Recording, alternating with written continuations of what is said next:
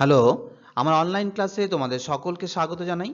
আজকে এই ভিডিওতে আমি ক্লাস 11 এর ইতিহাসের তৃতীয় অধ্যায়ের আরও কিছু বিষয় নিয়ে তোমাদের সাথে আলোচনা করব। এর আগে এই অধ্যায়ের একটা ভিডিও দিয়েছিলাম, সেখানে পোলিশ, নগর রাষ্ট্র, জনপদ, মহাজনপদ ইত্যাদি নিয়ে আলোচনা হয়েছিল। যারা এখনও সেই ভিডিওটি দেখোনি, নিচে ডেসক্রিপশানে সেই ভিডিওর লিঙ্ক দেওয়া আছে, তোমরা সেটা দেখে নাও। আজকে আমি তোমাদের সাথে আলোচনা করব সাম্রাজ্য কাকে বলে, সাম্রাজ্যের বৈশিষ্ট্যগুলি কি কি, এর সাথে মৌর্য এবং ম্যাসেডোনীয় সাম্রাজ্যের তুলনামূলক আলোচনা তোমাদের সাথে করব। চলো শুরু করি আজকের মূল আলোচনা। সাম্রাজ্য সাম্রাজ্য শব্দটির প্রতিশব্দ হলো এম্পায়ার।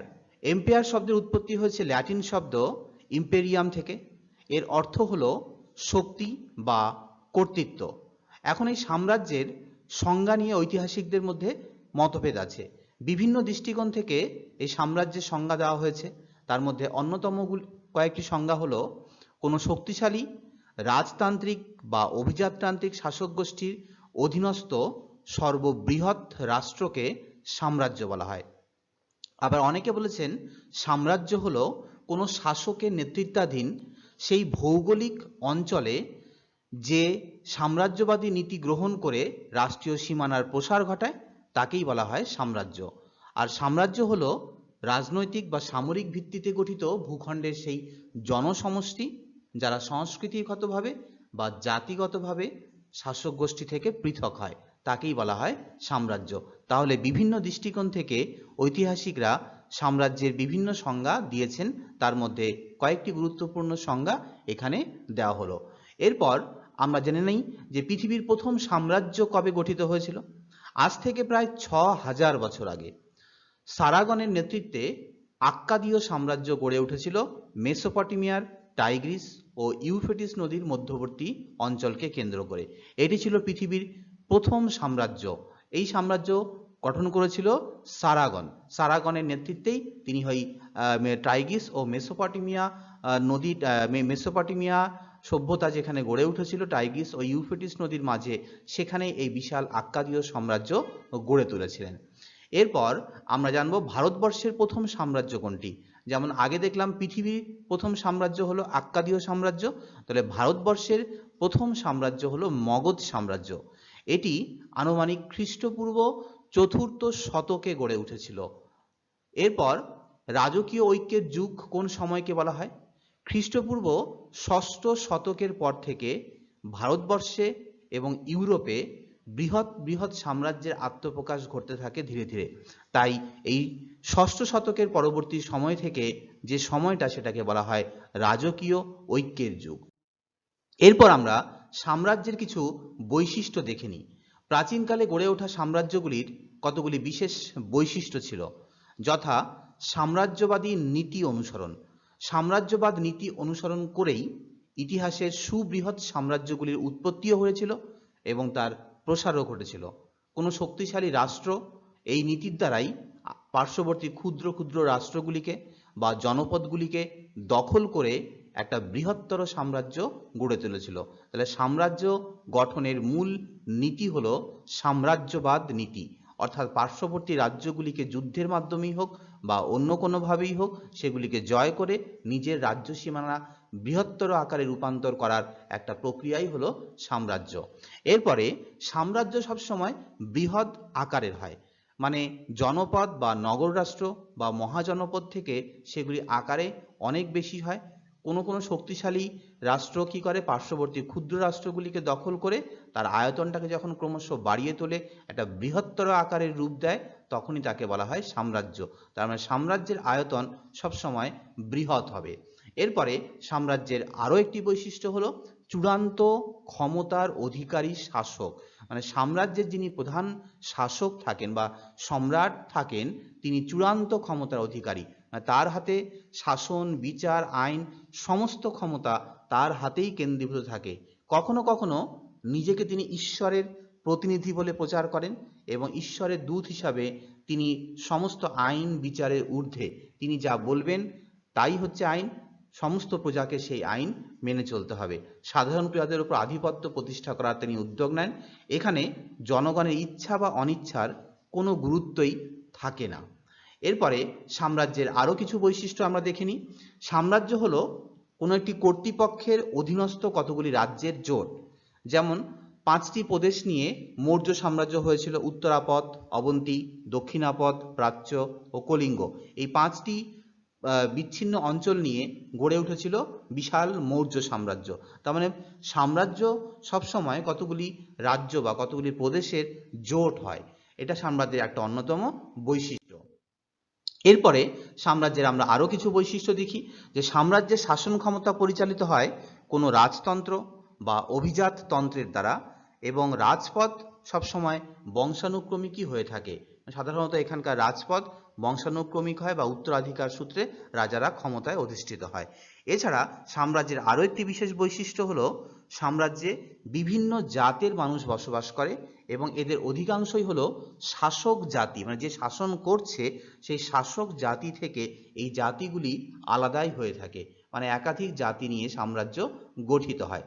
এবং সাম্রাজ্যের আরেকটি বিশেষ বৈশিষ্ট্য, এখানে বিভিন্ন গোষ্ঠী, জাতি, সংস্কৃতি, ধর্ম ইত্যাদি বিভিন্ন উপাদানের সমন্বয়ে সাম্রাজ্য গড়ে ওঠে। মানে একটা সাম্রাজ্যের মধ্যে বহু জাতির মানুষ যেমন থাকে, প্রত্যেকটা জাতির নিজস্ব সংস্কৃতি থাকে, আবার একাধিক ধর্মের মানুষও বসবাস করতে পারে, বা বহু গোষ্ঠীরও মানুষ একসাথে বসবাস করতে পারে। তার মানে এই সমস্ত উপাদানগুলির সমন্বয়েই একটা বৃহৎ সাম্রাজ্য গড়ে ওঠে।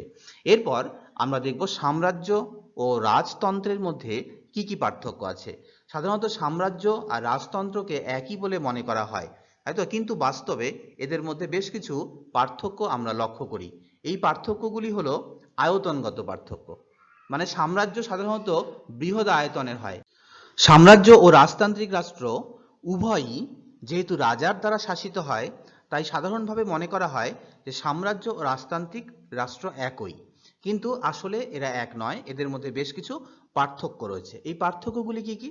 যেমন আয়তনগত পার্থক্য, তাই তো, সাম্রাজ্য সাধারণত বৃহৎ আয়তনের হয়, অনেক বিশাল এলাকা জুড়ে সাম্রাজ্য গঠিত হয়।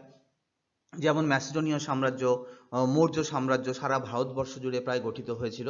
কিন্তু রাজতান্ত্রিক রাষ্ট্রের আয়তন তুলনামূলকভাবে ক্ষুদ্র হয়, মানে সাম্রাজ্যের থেকে রাজতান্ত্রিক রাষ্ট্র আয়তনে অনেক গিয়ে ছোট হয়। তাহলে এই আয়তনগত পার্থক্য ছাড়াও আরও বেশ কিছু পার্থক্য আছে। যেমন ক্ষমতা হস্তান্তরের ক্ষেত্রে পার্থক্য আছে। সাম্রাজ্যে শাসকের ক্ষমতা বংশানুক্রমিকভাবে হস্তান্তর হতেও পারে, আবার নাও হতে পারে। যেমন নেপোলিয়নের সাম্রাজ্যে বংশানুক্রমিকভাবে ক্ষমতা হস্তান্তর হতো না।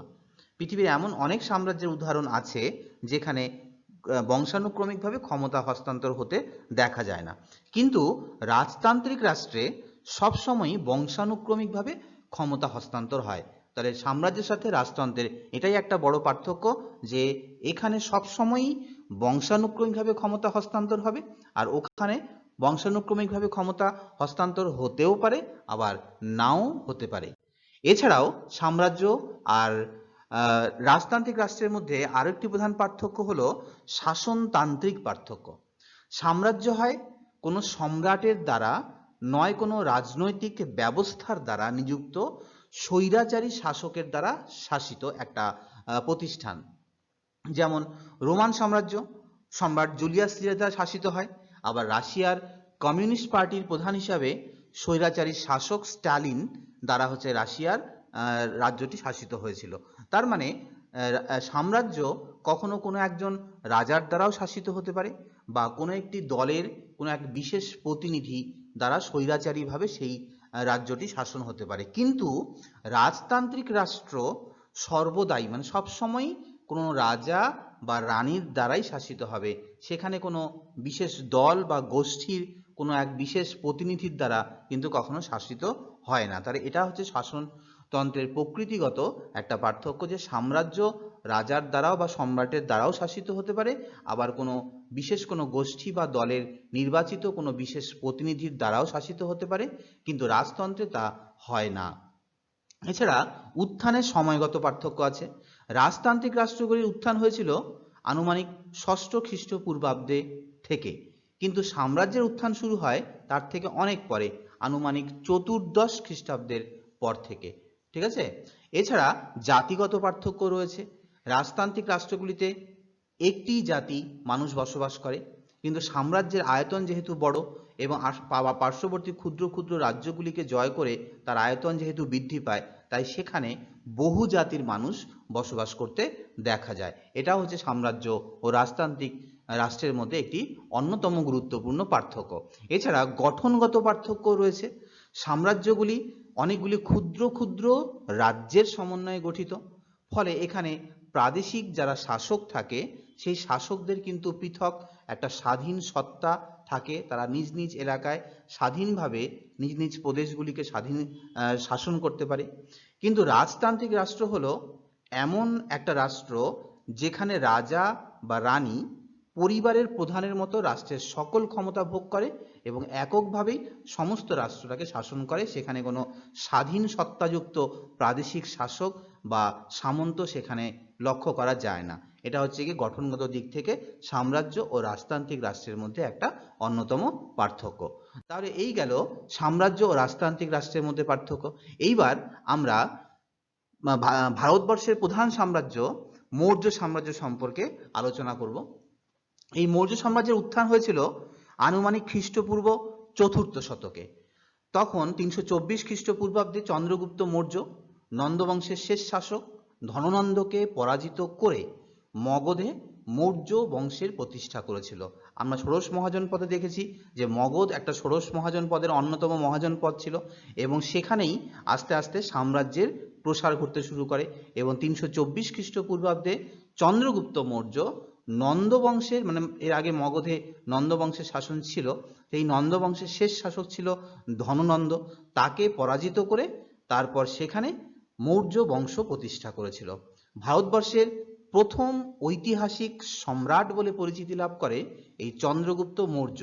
তিনিই হলেন ভারতবর্ষের প্রথম সম্রাট এবং তার নেতৃত্বেই বৃহত্তর মৌর্য সাম্রাজ্য প্রতিষ্ঠিত হয়েছিল মগধে। এই মগধই হলো ভারতবর্ষের প্রথম সাম্রাজ্য। ঠিক আছে, এরপর আমরা দেখি যে এই মগধে যে সাম্রাজ্য প্রতিষ্ঠিত হলো মৌর্য সাম্রাজ্য, এই মৌর্য সাম্রাজ্য প্রতিষ্ঠায় কিন্তু চাণক্য বা কৌটিল্যের একটা বিশেষ ভূমিকা রয়েছে। তিনি অর্থশাস্ত্র রচনা করেছিলেন। নন্দবংশের শেষ শাসক ধননন্দ নাকি তাকে একবার খুব অপমান করেছিল এবং সেই অপমানের প্রতিশোধ নেবার জন্য তিনি চন্দ্রগুপ্ত মৌর্যের সহায়তায় মগধ থেকে নন্দবংশকে উৎখাত করে এবং সেখানে মৌর্য বংশ প্রতিষ্ঠা করেছিল। তাহলে মৌর্য বংশ প্রতিষ্ঠা হয়েছিল চন্দ্রগুপ্ত মৌর্যের নেতৃত্বে, কিন্তু তাকে এই বংশ প্রতিষ্ঠা করতে যে সর্বতোভাবে সাহায্য করেছিলেন তিনি হলেন চাণক্য বা কৌটিল্য। তিনিই হচ্ছে গিয়ে তার অপমানের প্রতিশোধ নেবার জন্য চন্দ্রগুপ্ত মৌর্যের সাহায্য নিয়ে নন্দবংশকে উচ্ছেদ করে সেখানে মৌর্য বংশ প্রতিষ্ঠা করেছিল। চন্দ্রগুপ্ত মৌর্যের পর মগধের সিংহাসনে বসে বিন্দুসার এবং বিন্দুসারের পর তার পুত্র অশোক। তিনি 273 খ্রিস্টপূর্বাব্দে মগধের সিংহাসনে বসেছিলেন এবং মৌর্য বংশের সর্বশ্রেষ্ঠ রাজা ছিলেন এই অশোক। এবং ভারতবর্ষেরও এই আজ পর্যন্ত যত রাজারা হয়েছেন তাদের মধ্যে যে কজন সর্বশ্রেষ্ঠ রাজা ছিলেন তার মধ্যে অন্যতম শাসক ছিলেন অশোক। এরপর আমরা আরেকটা জিনিস জেনে নিই যে জুনাগড় লিপির কথা। 150 খ্রিস্টাব্দে শক ক্ষত্রব রুদ্রদামনের আমলে এই জুনাগড় লিপি রচিত হয়েছিল। এর থেকে চন্দ্রগুপ্ত মৌর্যের যুদ্ধ জয়ের অনেক কথা আমরা জানতে পারি। চন্দ্রগুপ্ত মৌর্যের শাসনকালে সে কিভাবে শাসন করত এবং কিভাবে তার পার্শ্ববর্তী রাজ্যগুলিকে সে জয় করেছিল তার অনেক কাহিনী বা অনেক তথ্য প্রমাণ এই জুনাগড় লিপি থেকে আমরা পেয়ে থাকি। এরপর আমরা দেখব যে চন্দ্রগুপ্ত মৌর্য কিভাবে তার সাম্রাজ্য বিস্তার করেছিল। আমরা তো এখন দেখলাম 324 খ্রিস্টপূর্বাব্দে চন্দ্রগুপ্ত মৌর্য মগধের সিংহাসনে বসে নন্দবংশের শেষ শাসক ধননন্দকে পরাজিত করে। তো সিংহাসনে বসার পর প্রথমে তিনি সিন্ধু ও পাঞ্জাব অভিযান করেন এবং সেখানে গ্রিকদেরকে বিতাড়িত করেন 321 খ্রিস্টপূর্বাব্দে। গ্রিকদের আধিপত্য ছিল সেখানে। আমরা একটু পরেই দেখব যে 327 খ্রিস্টপূর্বাব্দে আলেকজান্ডার আমাদের ভারতবর্ষ আক্রমণ করেছিল এবং 326 খ্রিস্টপূর্বাব্দে তিনি সিন্ধু ও পাঞ্জাব জয় করে। তারপর সেখানে গ্রিকদের আধিপত্য প্রতিষ্ঠিত হয়। তারপর চন্দ্রগুপ্ত মগধের সিংহাসনে বসবার পর সেখান থেকে গ্রিকদের উৎখাত করে এবং সেখানে মৌর্য সাম্রাজ্যের আধিপত্য প্রতিষ্ঠা করে।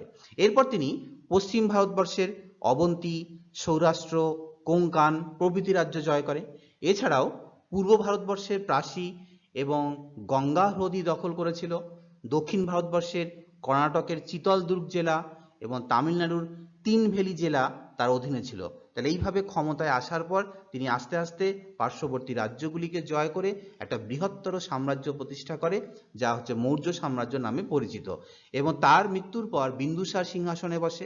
বিন্দুসারের সময়ও মৌর্য সাম্রাজ্যের সীমানা তার যে বিশালত্ব ছিল তা বজায় ছিল। তারপর অশোক যখন ক্ষমতায় আসে তখন তিনি তার রাজ্যের সীমানাটাকে আরও বৃদ্ধি করেছিলেন।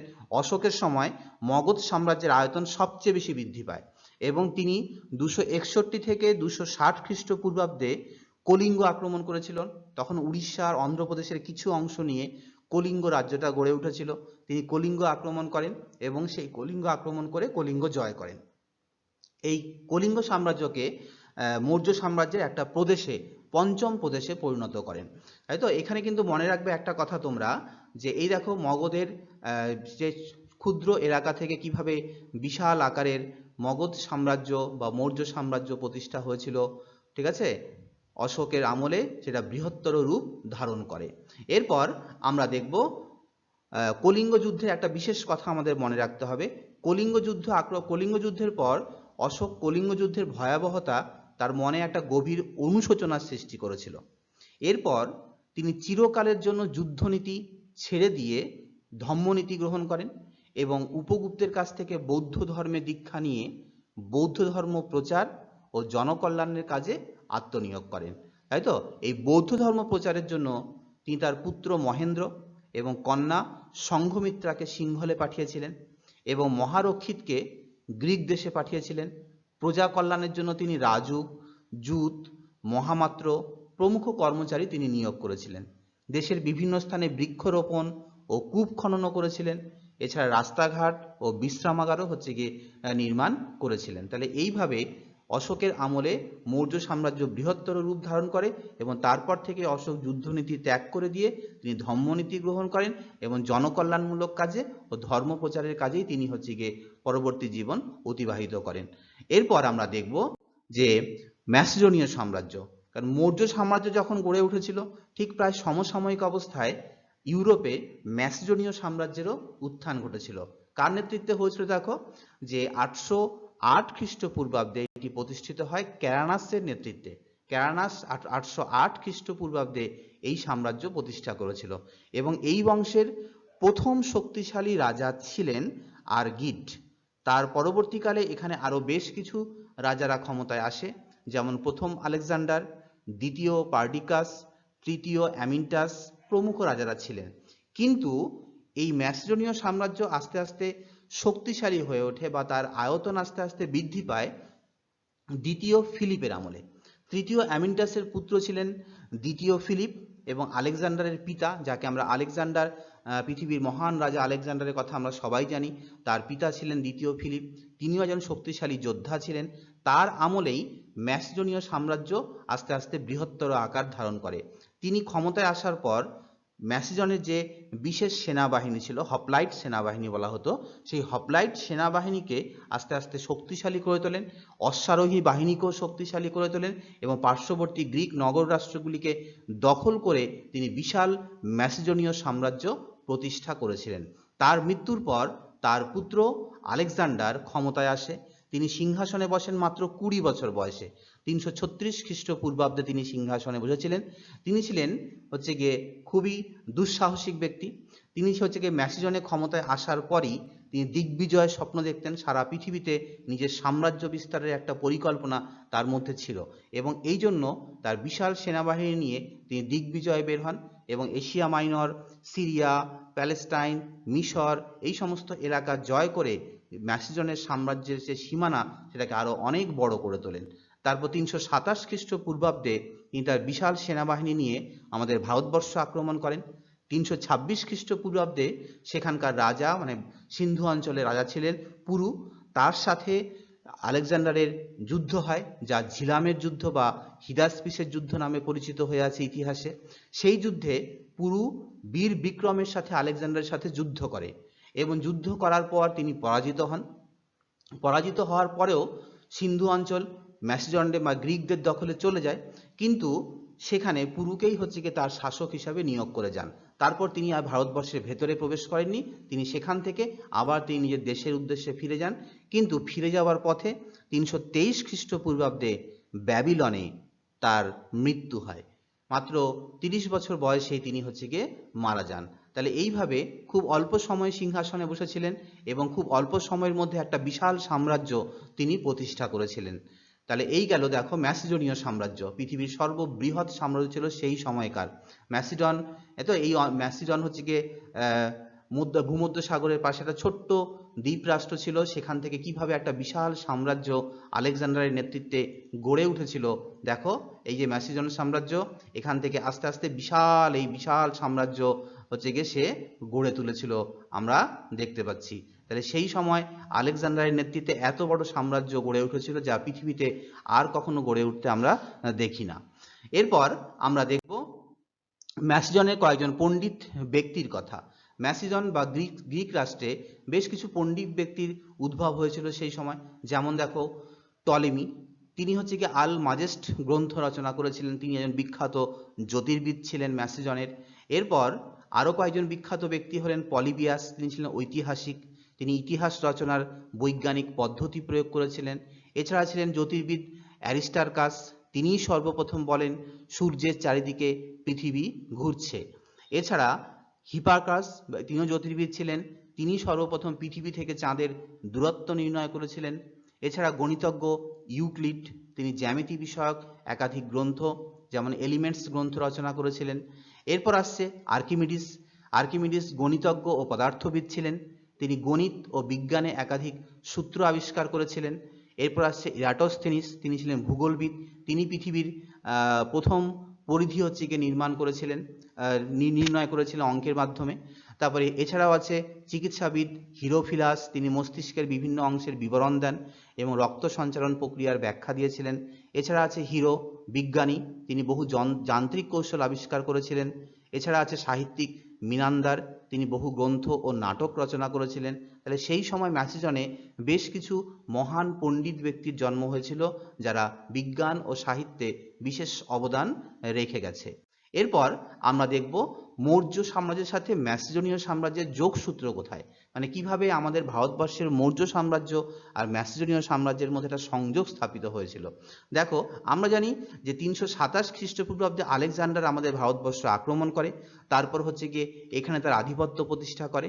তার মৃত্যুর পর তার যে বিশাল সাম্রাজ্য কয়েকটা ভাগে ভাগ হয়ে যায়, তাই তো। এবং তার মৃত্যুর পর হচ্ছে গিয়ে চন্দ্রগুপ্ত মৌর্য ওই সিন্ধু ও পাঞ্জাব অঞ্চল তিনি গ্রিকদের হাত থেকে দখল করে নেন। দখল করে নেওয়ার পর 305 খ্রিস্টপূর্বাব্দে সেলুকাস সেই অঞ্চলটা পুনরুদ্ধার করবার জন্য আবার ভারতবর্ষ অভিযান করেন এবং চন্দ্রগুপ্ত মৌর্যের সাথে তিনি সন্ধি করেন। যুদ্ধ হয়েছিল কিনা তার ইতিহাসে কোনো প্রমাণ আমরা পাই না, তো সেই সময় তার সাথে একটা সন্ধি হয়েছিল। তো সন্ধির শর্ত অনুসারে সেলুকাস চন্দ্রগুপ্তকে কাবুল, কান্দাহার, হিরাট, মাকরান এই প্রদেশগুলো চন্দ্রগুপ্তকে দিয়ে দিয়েছিল। আবার চন্দ্রগুপ্ত তার পরিবর্তে সেলুকাসকে 500 হাতি উপহার দিয়েছিল। আর সেলুকাসের সাথে চন্দ্রগুপ্ত তার নিজের মেয়ে বা নিজ কন্যা হেলেনের বিবাহও দিয়েছিলেন। সেলুকাস গ্রিক দূত মেগাস্থেনিসকে চন্দ্রগুপ্ত মৌর্যের রাজদরবারে পাঠিয়েছিল। তিনি ভারতবর্ষে বেশ কিছুদিন ছিলেন এবং ভারতবর্ষের অভিজ্ঞতা নিয়ে তিনি একটা গ্রন্থ রচনা করেছেন যা ইন্ডিকা নামে পরিচিত।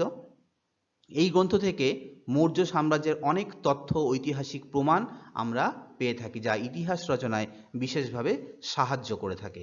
এরপর আমরা দেখব মৌর্য ও ম্যাসিডনীয় সাম্রাজ্যের তুলনা দেখব। মৌর্য সাম্রাজ্য আর ম্যাসিডনীয় সাম্রাজ্য প্রায় একই সময়ে গড়ে উঠেছিল। এই দুই সাম্রাজ্যের মধ্যে বেশ কিছু সাদৃশ্য পাই, আবার বেশ কিছু বৈসাদৃশ্য পাই। তো সাদৃশ্যগুলা প্রথমে আমরা দেখে নিই।